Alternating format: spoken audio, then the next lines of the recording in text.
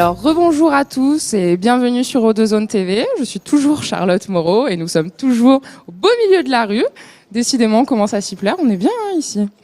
Donc, on est au pied du Muséon Arlatan et j'ai le plaisir de recevoir la directrice du Muséon, donc Dominique Serena, qui nous fait la joie d'être sur le plateau, de nous consacrer un petit peu de son temps, parce qu'elle doit avoir un emploi du temps assez chargé, j'imagine.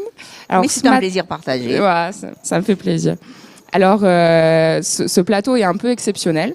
Et vous allez nous dire pourquoi, Madame Serena, suite à la venue ce matin de Martine Vassal, qui est la présidente du conseil départemental des Bouches-du-Rhône et qui a fait une annonce plutôt importante. Alors, quelles ont été la conclusion de cette visite ?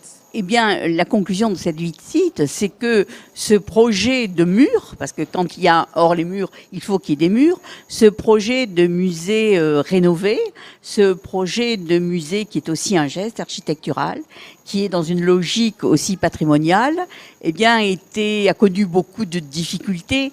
C'est un projet qui s'inscrit dans la durée, que nous avions déjà lancé en 2006, et que nous relançons, que Martine Vassal relance aujourd'hui même. Les travaux vont commencer. C'est un projet global de 22 millions d'euros de travaux.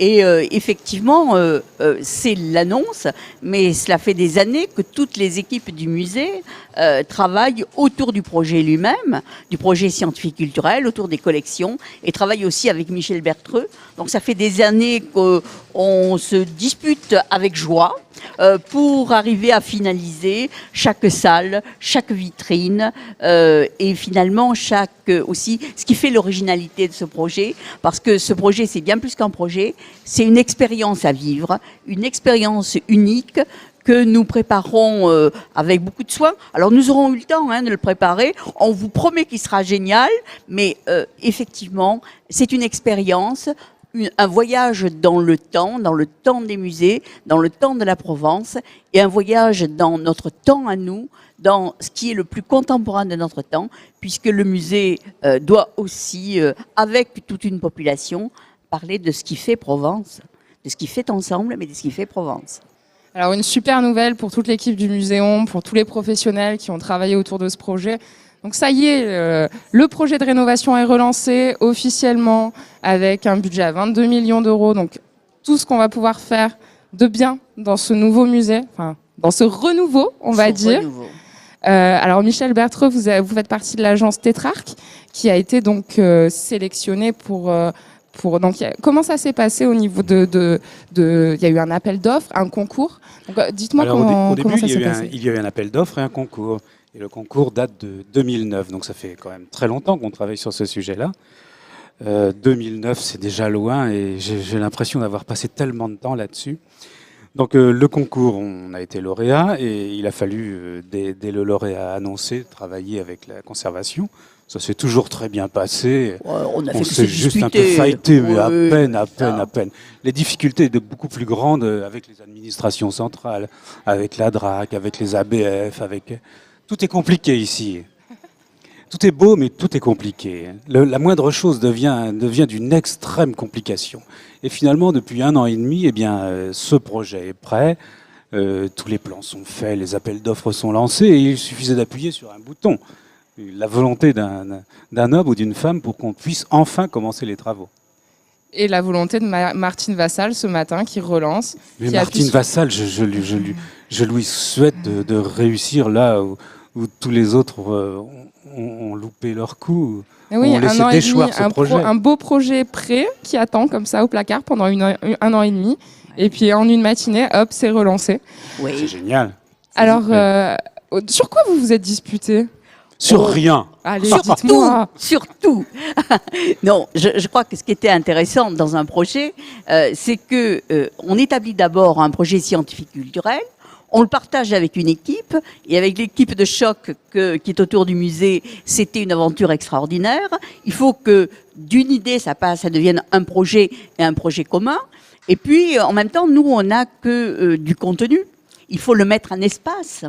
Et effectivement, c'est avec Michel que l'on a travaillé sur les mises en espace. Et c'était quand même très drôle parce qu'il y avait certains moments où, donc moi j'ai un bureau qui est au dernier étage, et donc quand on travaillait avec Michel, alors le personnel qui était à l'étage au-dessous disait « ça crie, ça y est, ça avance !»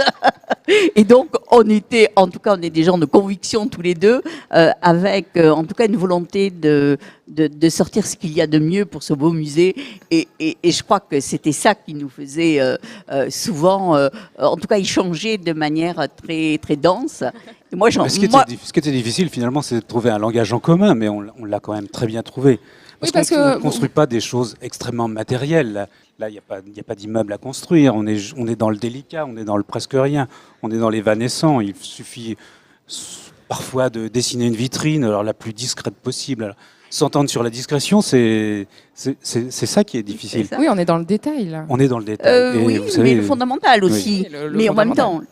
Dieu est dans le détail, mais le diable aussi est dans le détail. Ouais. Donc, et au niveau de votre agence, est-ce que vous avez déjà travaillé sur des structures culturelles comme ça bien sûr, oui. C'est un peu notre spécialité. Alors, votre agence est de Nantes, hein. Oui. Voilà, si les gens veulent regarder un peu sur Eh Internet, bien, pas se loin renseigner. d'ici, il y a des choses plus spectaculaires que le muséum, qui sera quand même très beau, mais c'est un agencement intérieur, c'est un parcours, c'est une promenade. Une chose un peu plus marquante, c'est la salle de rock de Nîmes, qui s'appelle Paloma, peut-être vous l'avez vue. Ouais. Alors moi, je la connais, si certains d'entre vous sont déjà passés près de Nîmes, on ne peut pas la rater, la salle du Paloma, c'est vrai qu'elle est très impressionnante, c'est une figure architecturale qui forcément nous interpelle. On peut pas passer à côté. Mais enfin, ici, maintenant, vous allez avoir l'habitude d'avoir des figures qui vous interpellent. Il y a un Guéry qui va sortir de terre bientôt. Il y a de très beaux musées aussi. Voilà. Et alors, du coup, les travaux vont se passer pendant combien de temps ? Alors, les travaux devraient commencer vraisemblablement dans à peu près 6 mois, hein, puisqu'il y a encore des appels d'offres à finaliser. Donc, normalement, eh bien, Michel nous a annoncé après, 24 mois de travaux. Mais et attention, après, il faut rajouter l'installation des collections, parce que la magie du lieu, le presque rien et le je sais quoi, parce que moi mais je sais l'inoubliable quoi, surtout. va être, je crois, une très belle création. Il peut y avoir de la création complète.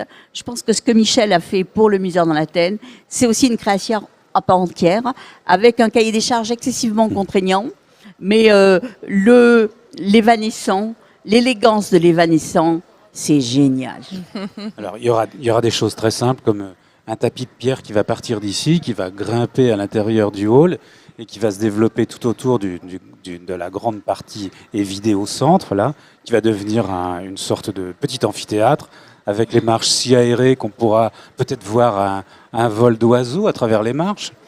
Donc, oui, parce qu'il faut intégrer les pigeons aussi. Toujours. Attention. Oui. Là, je pensais plutôt aux alouettes. Oui, j'ai fait des écart entre les marches pour que les alouettes puissent passer sans plier les ailes.